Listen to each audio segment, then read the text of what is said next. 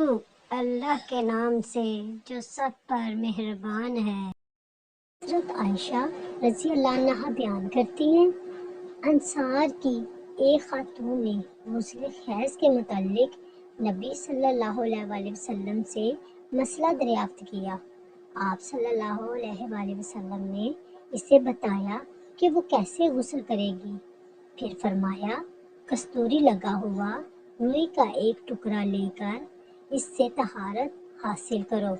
اس نے عرض کیا میں اس سے کیسے طہارت حاصل کروں؟ آپ صلی اللہ علیہ وسلم نے فرمایا اس سے طہارت حاصل کرو۔ اس نے پھر عرض کیا میں اس سے کیسے طہارت حاصل کروں؟